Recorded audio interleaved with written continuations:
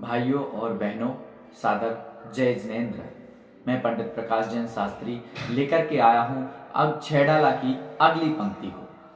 आप इस पंक्ति को देखें और सीखें किस प्रकार से इसका उच्चारण हो रहा है। जे त्रिभुवन में जीव अनंत, सुख चाहे दुख ते भयवंत, ताते दुख हारी सुखकार, कहे सीख गुरु करुणाधार।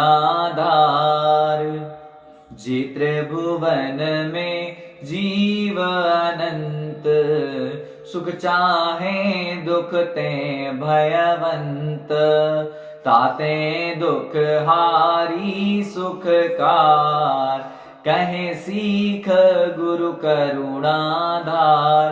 इस प्रकार से आप सभी एक साथ इन पंक्तियों को उच्चारित करें, जिससे यह पंक्ति आपको कंठस्थ हो जाएगी। चलिए बढ़ते हैं इन पंक्तियों के अर्थ की ओर। स्क्रीन पर ये पंक्तियां दी गई हैं, उन पंक्तियों को ध्यान से देखें और इनके अर्थ को समझने का प्रयास करें। जे त्रिभुवन में जीव अनंत। जे त्रिभुवन अर्थात त्रिभुवन, तीन भुवन, तीन भवन, जिनको अपनी भाषा में कहा जाए तीन भवन। तो तीन भवन को किसकी संज्ञा दी है? ऊर्ध्वलोक, मध्यलोक और पातालोक। इन तीनों भुवनों में क्या है? जीव अनंत। जीव कितने हैं? अनंत हैं। और वह क्या चाहते हैं? तो सुख चाहे दुख तय भयवंत, अर्थात वे सभी जीव जो इस संसार में अनंत हैं, वे सभी क्या चाहते हैं? सुख चाहते हैं और दुख तय भयवंत, दुख से, दुख तय से, दुख से, और क्या? भयवंत, डरते हैं। वो सुख को तो चाहते हैं परंतु दुख से डरते हैं।